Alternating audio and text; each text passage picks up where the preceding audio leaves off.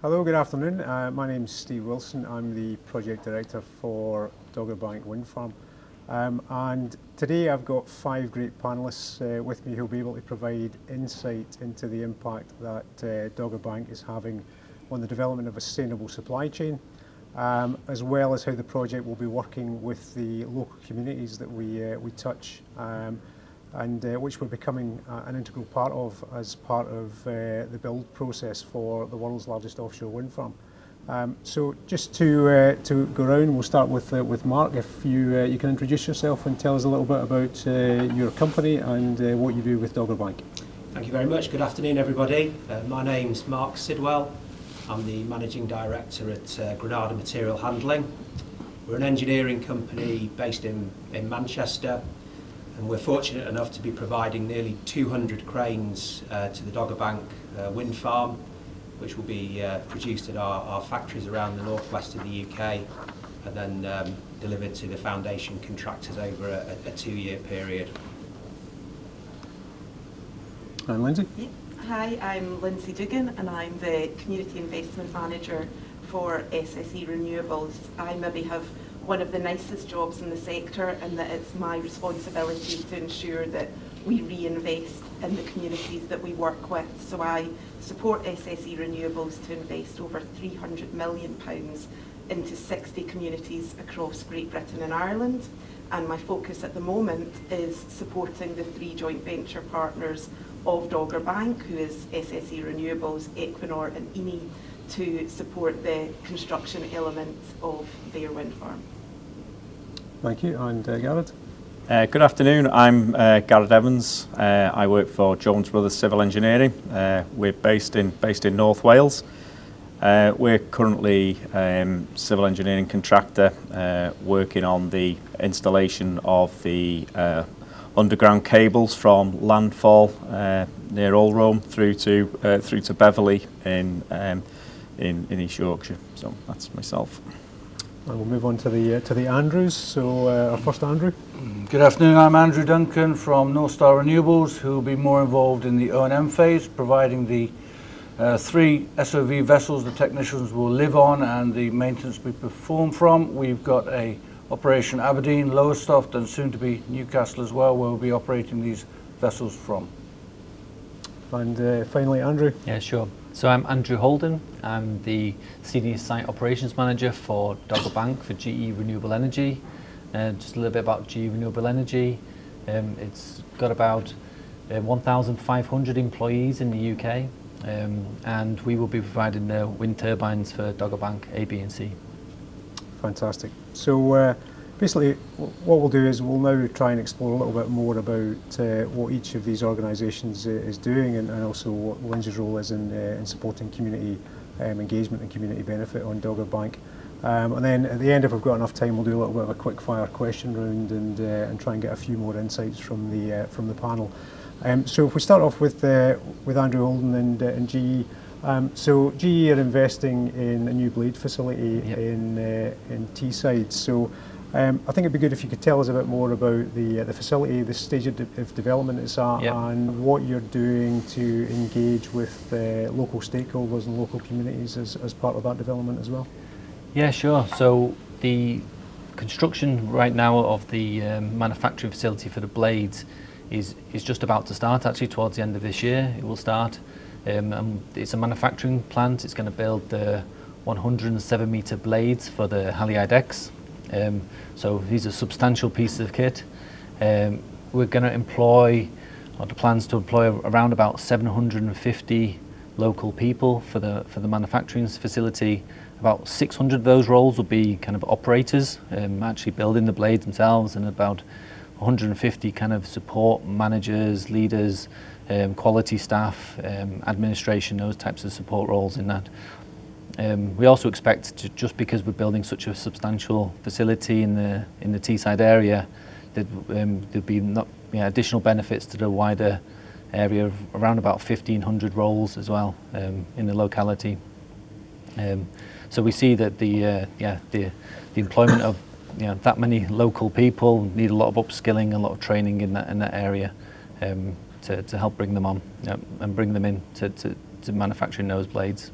Fantastic, and so that's, I mean, it's a really good example of, I suppose, building back better, to use that phrase, and actually supporting a local community which has seen quite a downturn in industrial activity over the last few years.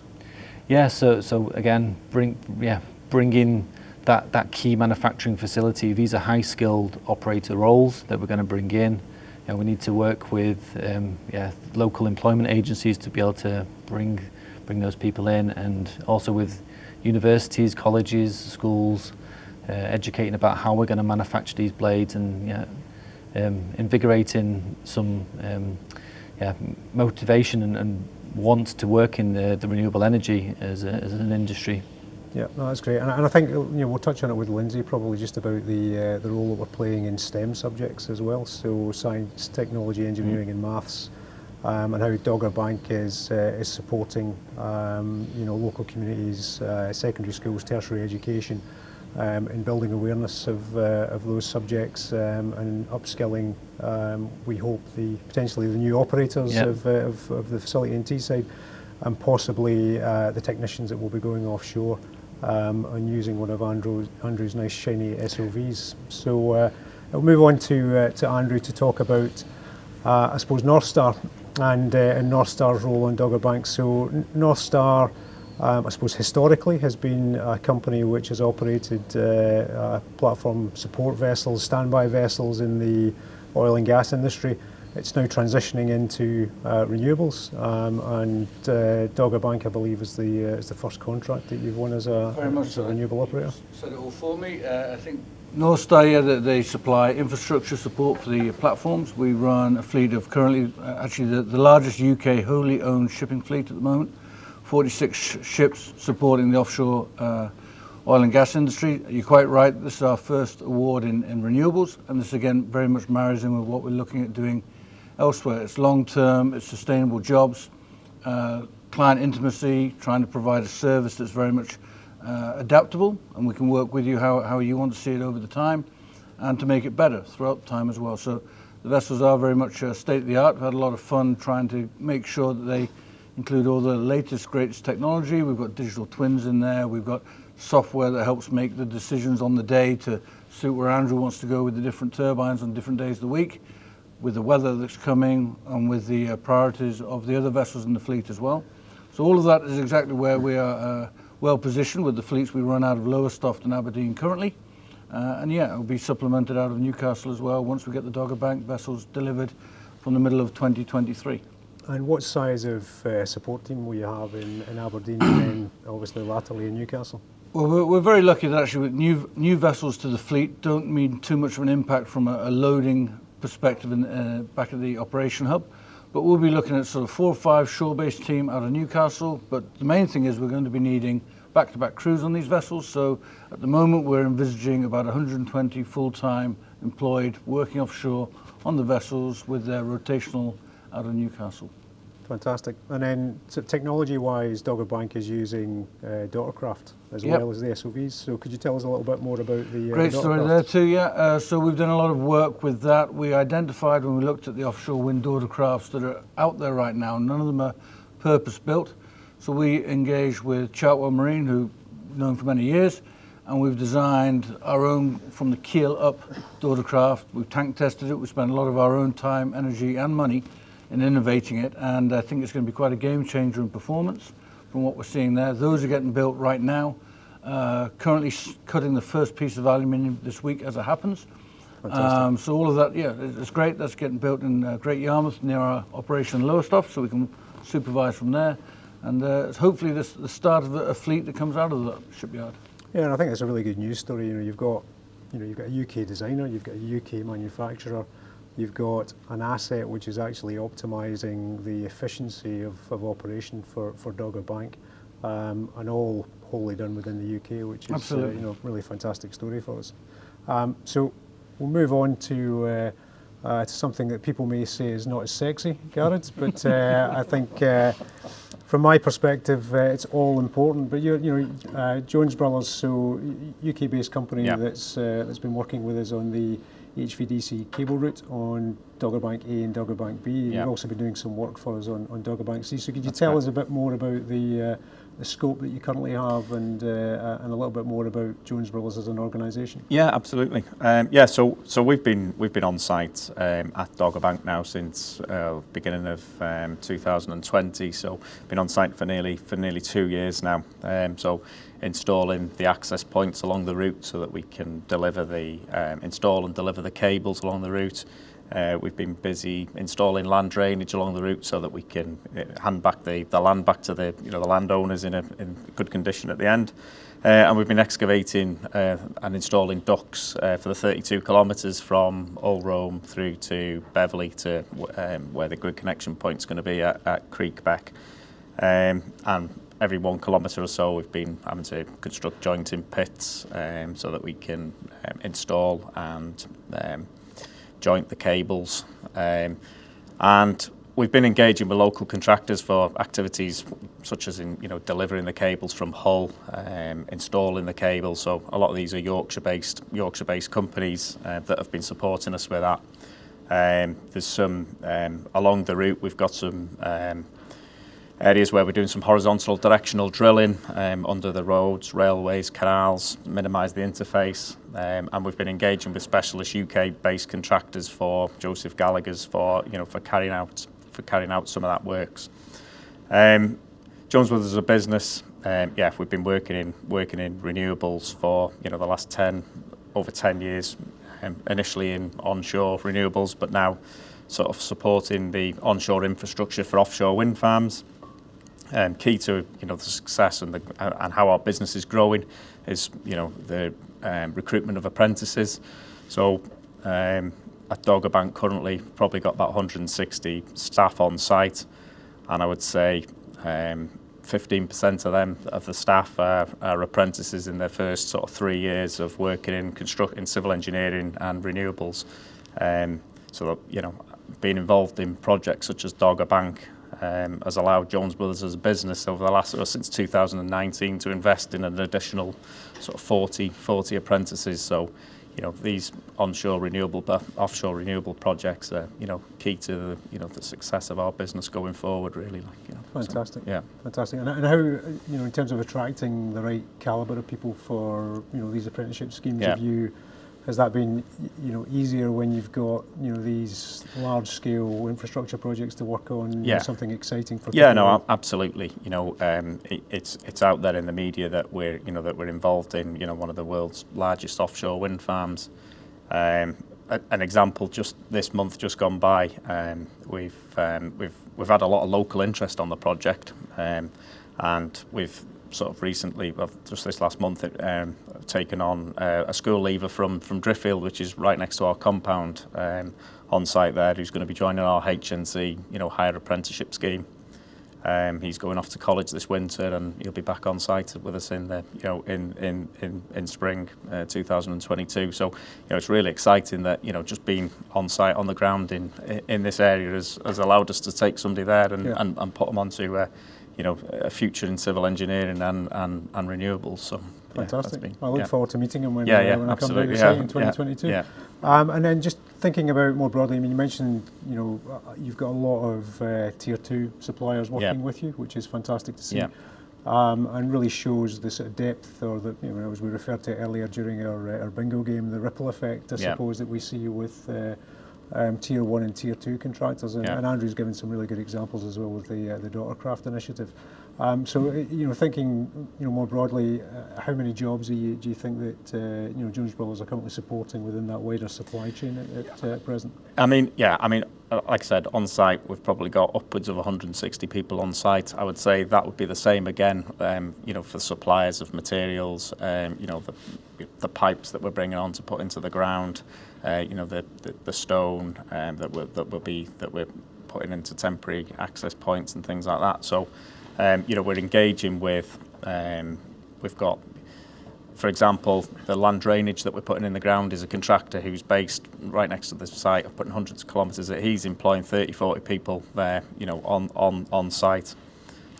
We've got this support, security services, cleaning services, catering services. So all of these are, businesses that are operating in, close proximity to the project. So, this is supporting, on top of the 160 people that we're directly employing on the job. I would say the same again in support services really to the to the project. So it's really it's really exciting to see, and especially over the last 12 months where we've all been in this through this global pandemic, that we're supporting jobs in the local area. So yeah, no, I think that's been great to see, and, Yeah. and actually being able to maintain programme and progress on the project despite the challenges that you've faced. It's really a very much a good news story. No, it has. Thanks, Steve. So, Lindsay, community engagement absolutely key for every one of our projects, but something of the size and scale of Dogger Bank, and the fact that we touch so many different communities in what we do. Could you tell us a little bit more about what your role has been with SSE Renewables in supporting Dogger Bank, and what work we've been doing with our local communities? Yeah, no, and I think it's something that Dogger Bank and all three joint venture partners have taken a great responsibility in, that we really want to be seen as a good community member within the North Eastern Yorkshire. We recognise that we will be in these communities for the next 40 years, and we want to make sure that we are enhancing them through our operation and construction of the wind farm. The first thing I would say is we never thought that when we were first starting our engagement with communities, we would have to be doing it during a pandemic. So that became our initial priority focus, was how we could get emergency funding out to the grassroots communities within East Riding, within South Tyneside and Redcar and Cleveland. And that, I think, built our reputation within the community. For example, in Redcar, we were supporting the delivery of 5,000 food parcels to those most at need.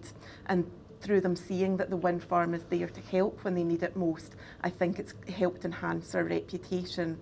But the main focus for us is about how we can enhance and create opportunities for the people that live within the North Eastern Yorkshire. And what we've chosen to do is to invest £1 million into STEM, and that's science, technology, engineering and maths. What we're trying to do through that funding is increase attainment for young people in those regions.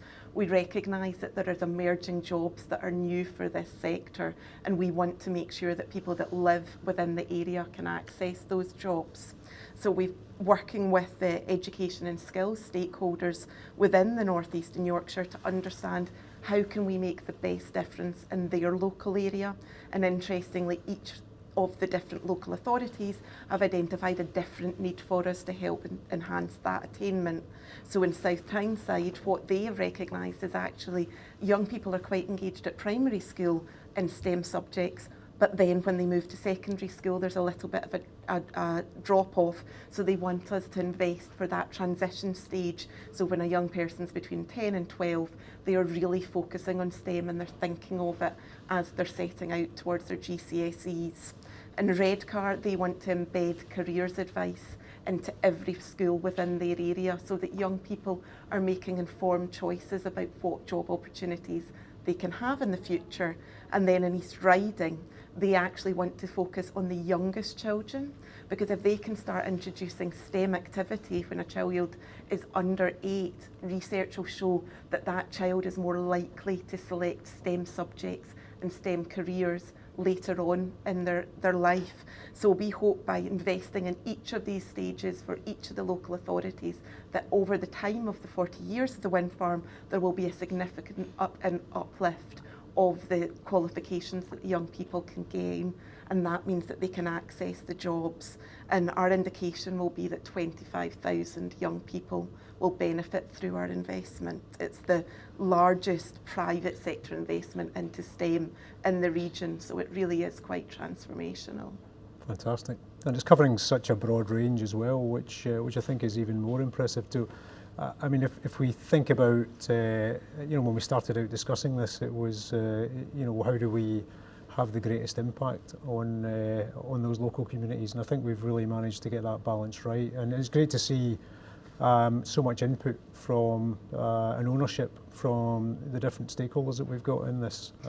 Yeah, no, we've been really lucky with the 3 joint venture partners that they've committed so much, and it does take a lot of time for us to develop this. It's a lot of relationship building, and I think what the feedback from the local areas of what they've appreciated is we've really listened to what they need and have given them autonomy to develop the programme in the way that best suits their individual area. We're not doing this to them, we're doing it with them. Yeah, and one of the other things, I suppose, just, STEM's been so important, I think, to get that right and look at the long-term impact it can have on the communities. But, we talked about COVID very briefly as well, and, that was something which, obviously surprised many people across the globe, but we've looked at supporting communities through that as well, through some early investments. Can you tell us a little bit about that? Yeah, no, absolutely. We knew we had to be very quick. We didn't have time to wait and look at, so we've developed partnerships with 2 of the key trusts within the region that could commit to us that they could get the money out quickly to the grassroots organisations, because the priority at the start of the pandemic, if we remember back to then, was that the volunteers, they didn't have the PPE equipment that they needed to be going out and helping the most vulnerable. And when people had to very quickly move into isolation, they didn't have the support network around them. There wasn't the stability for them to be able to rely on people to ensure that they had the food that they needed. There wasn't the people that were looking after their well-being. So we wanted to make sure that we got that funding out as quickly as possible and as easily as possible, so that they had the funding to get ready for all the resources that they needed to see them through the pandemic. Yeah, no, it's fantastic, and I think it's a really important role that Dogger Bank and its shareholders play in any community that we work in. It's we have to react to these situations, as well as just taking that long-term view on how we work with the community and support the community. When things happen, things change like they did during COVID. We are responsible and when we act quickly. Yeah, so absolutely. Fantastic. So Mark, you've been very patient at the end there. So Granada, I suppose a company I've got quite a long history with in terms of the projects that I've worked on with SSE. Beatrice Offshore Wind Farm, which you were a sub-supplier then to Subsea 7, and now obviously Dogger Bank. We're seeing you engaged again by Smulders, who are one of our tier 1 contractors who are building the transition piece foundations for the project. So, could you tell us a bit more about the scope of that and the significance of the order to Granada? Yes, absolutely, and it's been a fantastic journey, the Dogger Bank project for us. If I kind of wind the clock back a decade and look at where Granada was as a company, we've always been in lifting equipment, but the diversification into offshore wind has been driven really by the need to provide lifting equipment bespoke for the wind farm industry. And it's very interesting for us because although we'd like to sell the same piece of equipment to every wind farm is slightly different. And so we offer a very bespoke service. And when we engaged early on with the Dogger Bank team, probably a couple of years ago, and looked at the requirements and what we needed to deliver to the tier 1 contractors, we used our in-house design team to come up with a solution that was bespoke for the Dogger Bank wind farm. In terms of size and scale for Granada, it will be the largest contract that we've delivered in terms of numbers of cranes over a prolonged period. And actually, when we look back to the really difficult times that we've all been through over the last 18 months, the contract for us was extremely important in terms of timing and giving us the pipeline of work that brings skills and jobs into Granada, and also, equally as importantly, to our supply chain. So we have a wide and varied UK supply chain, predominantly around the northwest, the northeast of the UK. And in order for us to deliver your cranes, we need to procure our parts from our supply chain. And what we've done over this last decade is really looked into our subcontractors and how they can deliver sustainability to us, ensuring that we deliver on time. So that's been a huge important part of really our journey into offshore wind.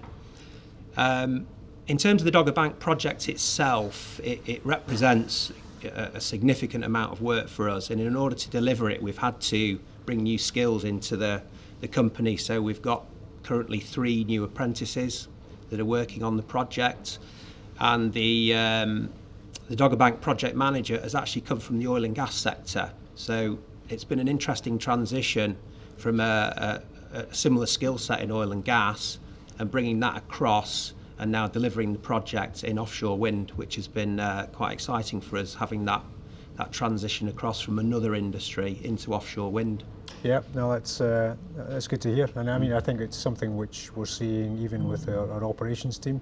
So obviously Equinor being a joint venture partner, they obviously have a large operational team within their oil and gas division, and we're seeing some of those people coming into to the Dogger Bank team transitioning across long term, which I think is again fantastic to see, and I think it's something which we'll see more of in the coming years as we see that downturn in the oil and gas sector, and what is going to be an upturn in renewable projects as well.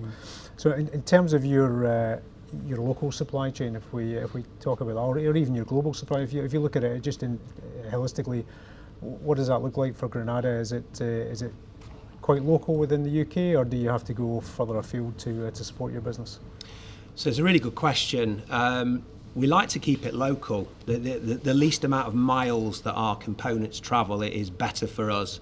Certainly with what's going on globally with shipping and transport. So to give you an example, 95% of the steel that we will be using for the Dogger Bank cranes will be rolled and milled in the UK.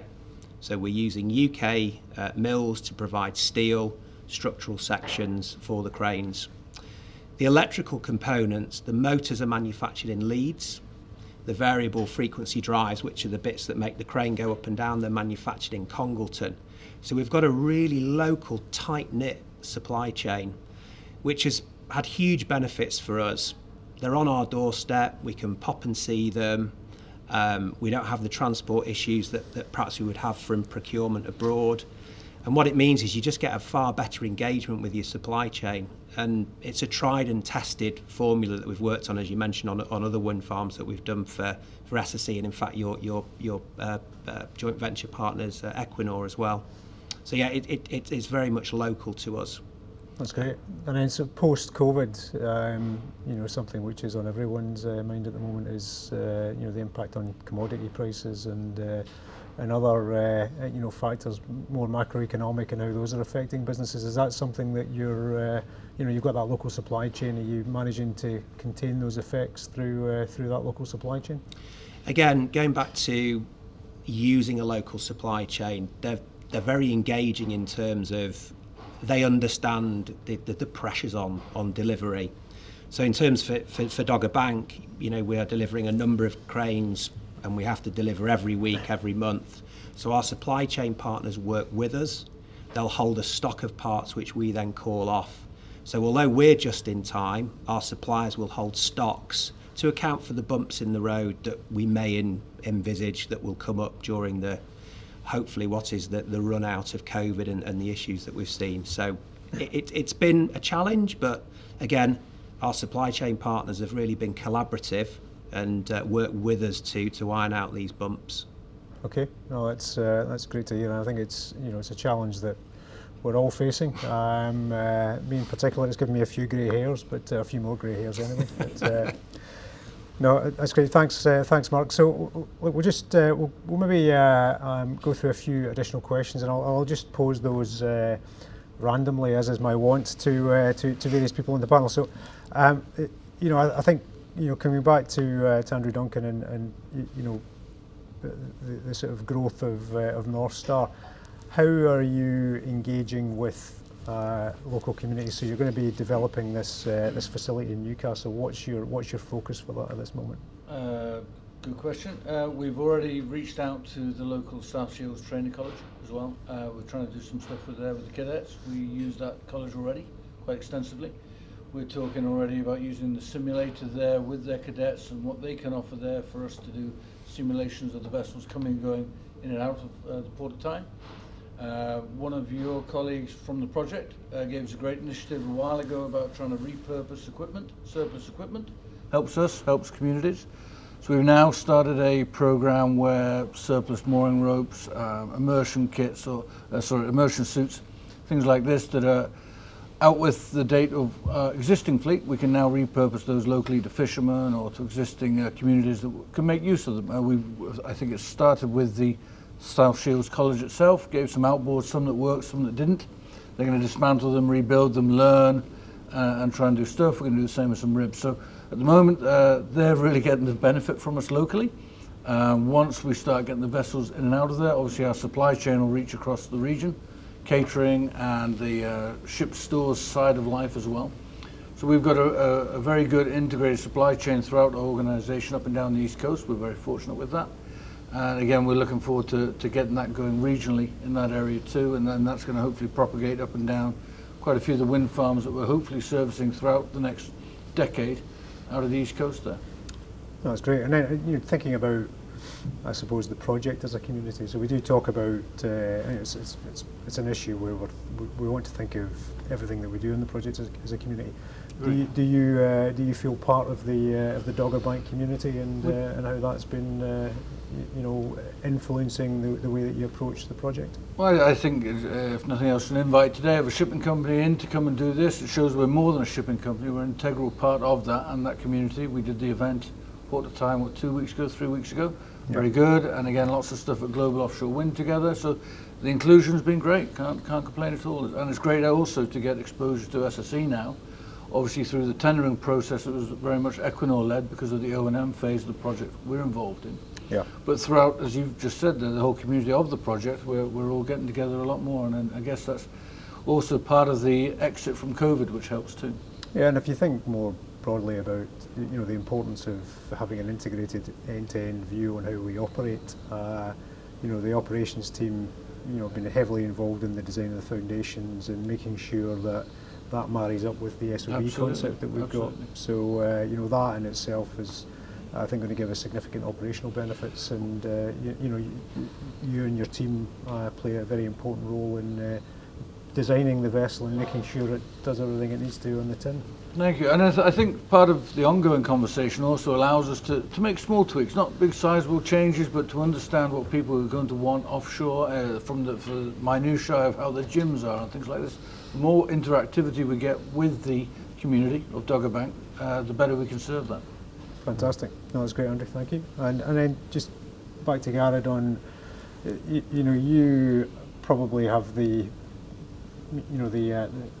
community-facing role in the project. If you look at that, you have to work across over 50 landowners actually on Dogger Bank A and B, and that in itself can be quite a challenge. So, how have you been working with them and engaging with them? Well, we've got the teams on the ground. We've got sort of managers for each section who have been engaging with the landowners on I'd say weekly, but it's sometimes daily basis, sort of addressing their concerns, sorting things out, the little quirks that they come up with that need addressing. Employment of people locally makes a big difference. The employing people from the villages and towns along the route. Obviously they know the landowners, they know the people along the route, so that gives us this real community feel for people working on the project. It's their land, it's their town that we're going through, so that certainly helps. And obviously the news is out there that we are recruiting locally. We've put in apprentices. We've got apprentices on the scheme who are getting upskilled. They're getting their MVQs for operating plant, operating machinery. We've got engineers who are apprentices, apprentice engineers. So by the end of this project, some of them guys will they'll potentially have have worked from from their HNC all the way up to having a degree in civil engineering by the end of this project. So all of that goes a long way to sort of enhancing our reputation and what we're doing at Dogger Bank. The onshore element of the works at Dogger Bank. So, yeah. No, absolutely. I mean, I suppose if you look at more broadly, it's enhancing your business. Yeah, You know, you're employing those people locally, but you know, they will work on many different projects. Exactly, and the work that we're doing, you know, the civil engineering element to this, you know, it is very transferable. The skills that, you know, the civil engineering skills. So, you know, the guys, when you know, this project's going to run for 2 to 3 years for us. So, you know, there'll be people working on this project. By the end of the 3 years, they'll be, you know, highly skilled in what they're doing in the construction industry, and be able to, you know, either carry on with us in our business or transfer to another, you know, civil engineering business in the area. So yeah, fantastic. And then Andrew Holden, if we think about you know, skills development, Yep. you know, we've talked about the blade facility, and I think, you know, you've mentioned some of the skills that you're looking for there. But if we think further ahead as well to when we start to operate Dogger Bank, so 2023, we're going to have the first turbines installed. We're going to have first power from Dogger Bank A.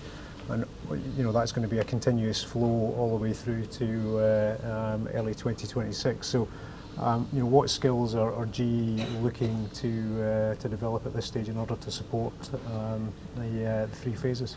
Yeah, so we will need to be recruiting, obviously, for the installation and commissioning phase. We're looking to bring in around 300 individuals for supporting that, building the wind turbines offshore on the jack-up vessels. And then getting them actually operating. So key skills there, you know, technical skills, training in the offshore environment and how to be safe offshore, and also learning the actual turbine itself. You know, it's a state-of-the-art piece of equipment that has a lot of different systems and components in there that we have to bring people into and get them to understand. And then after it's been built, then there's the operations and maintenance of the turbines. Again, for the long term on Andrew's ships, we'll have around about 170 individuals, both in the back office and on the ships themselves, maintaining the turbines in the long run.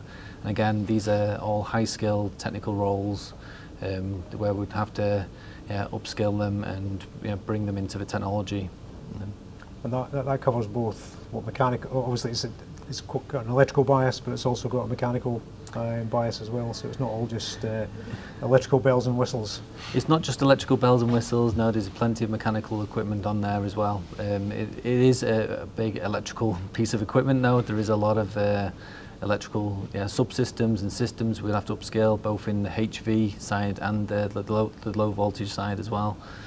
So yeah, technically complex both in mechanical areas and electrical areas as well. And that process has started now, so you're already recruiting?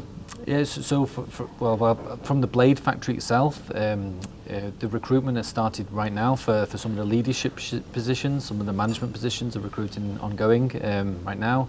The main bulk of the operator roles for the blade factory will start mid-2022. When it comes to the commissioning roles and installation roles, that recruitment for the team leads and those types of roles is already out. And then over a period of time now, we'll keep bringing more and more in to fill up those numbers that were mentioned. So next year will be a busy year when it comes to recruitment and bringing those resources in. Fantastic. No, that's great. And Mark, I suppose similar sort of question. You've mentioned some of the skills that you've had to develop. Can you maybe expand on that a little bit more and what you're really focusing on at the moment? Absolutely. So being a company of around about 100 employees, when we take on 3 or 4 new apprentices to work on Dogger Bank, it actually represents quite a significant percentage uplift on the staff working on the project. So for us, not too dissimilar to GE, it's an electrical and mechanical piece of equipment. So we have 2 new electrical apprentices that have come on board to assist with the building of the electrical panels, and we also have a mechanical apprentice that's come on to help with the manufacture of the cranes. We do reach out into the community. We have good relationships with local colleges, technological colleges that we feed into, and some of the people that have ended up going on and having really good, stable, long-term careers with us, which is a lot driven by offshore wind because of the length of pipeline of the work. These apprentices have come through the colleges, worked with us on day release, gone on to gain the qualifications required, and then have gone on to full-time employment with us. So it's been a real journey for them right the way from their college through to actually doing a full week's work with us. So hugely exciting. And I think the other thing that entices people coming in is just offshore wind and renewable energy. I mean, the backdrop we've got here with everything that's going on, it's just an exciting industry to be in. So I think engineering, probably traditionally in the UK, has been, we mentioned it before, probably not the sexiest of industries to be in, but offshore wind, it's in the news, it's in everybody's face every day. And so engaging with people and the colleges and bringing people in, these people actually want to work with us on these big infrastructure projects, which is fantastic news. Yeah, and it's all about scale, I suppose. If we think about even just the contract you're talking about for material handling for the project, the scale of Dogger Bank, the scale of what that does in terms of decarbonising the power system, and it's something that there's going to have to be a lot more Dogger Banks in order for us to achieve what COP is ultimately aiming to in terms of reducing global warming. So actually, I think some people, when you're talking about the subsystems of the wind farm, may not see themselves as contributing to that, but in fact they are playing a very important part in enabling large-scale deployment of offshore wind. It's a very good point. I mean, build back better, build back greener. It's a huge thing. Globally, offshore wind is such a huge industry to be involved with, both in the UK and abroad as well.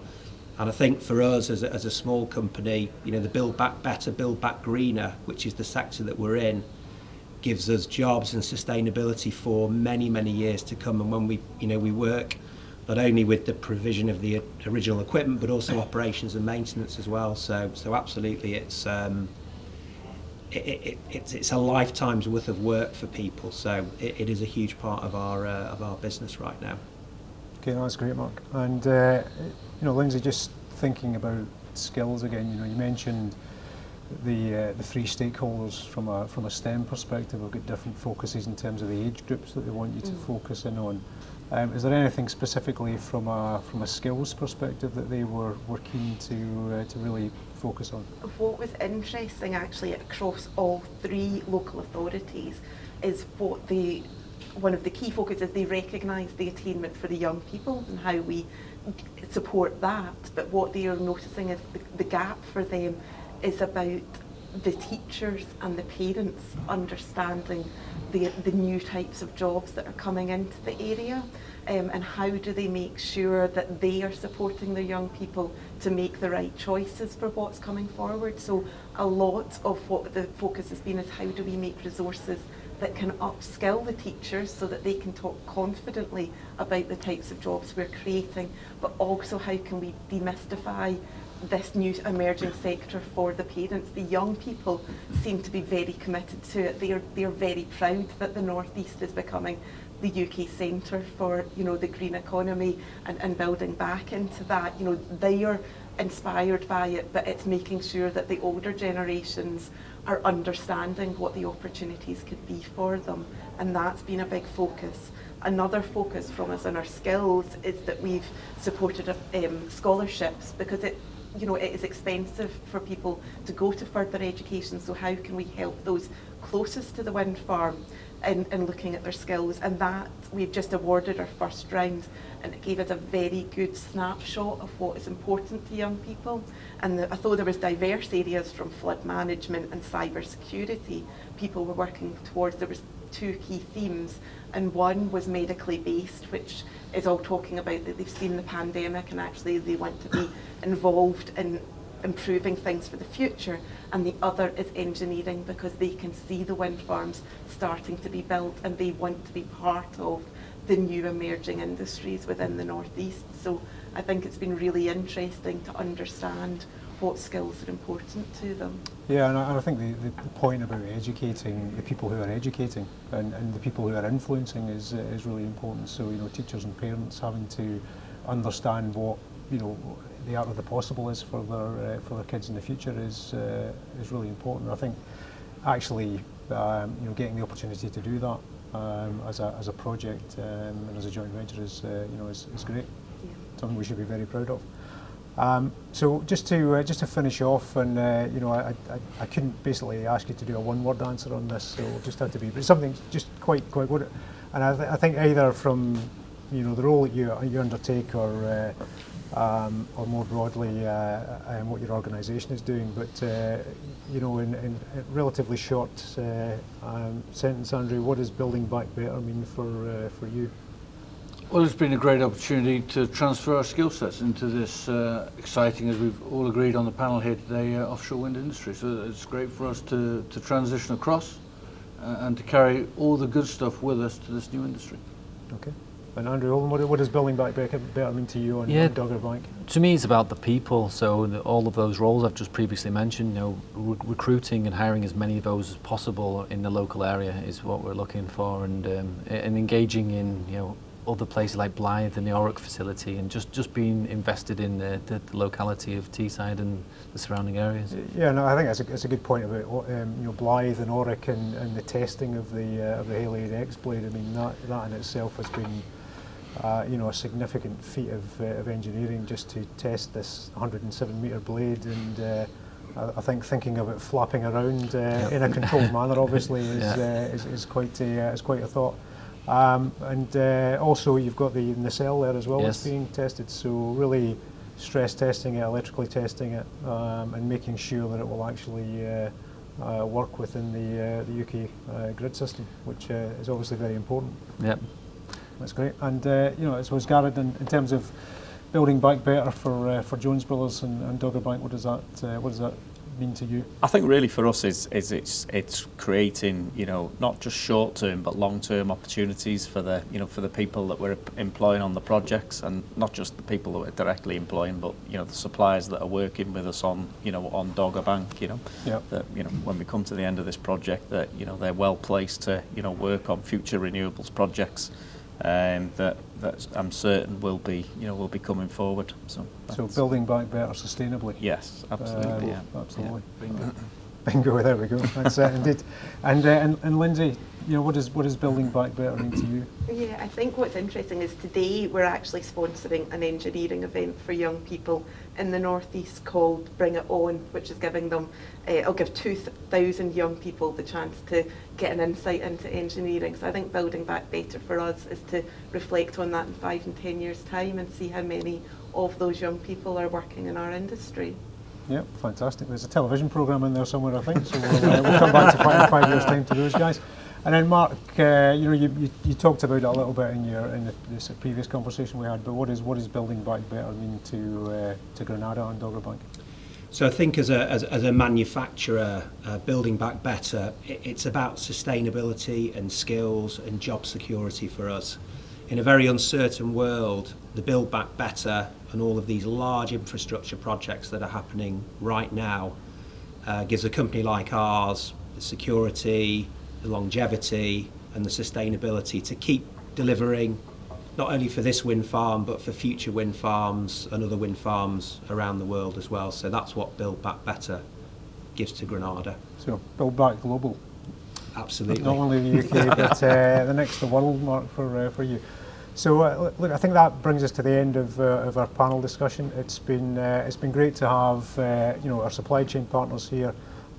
Lindsay from the community engagement team. I think it gives you a great overview of the depth of the supply chain we've got, from our tier 1 contractors right down to tier 2. What we're doing to engage with all of the stakeholders across the project, and ultimately what Dogger Bank is providing, not only now as a project, but what it will support in the future in terms of offshore wind development. So thank you very much for your time. Thank you for our panellists, and goodbye.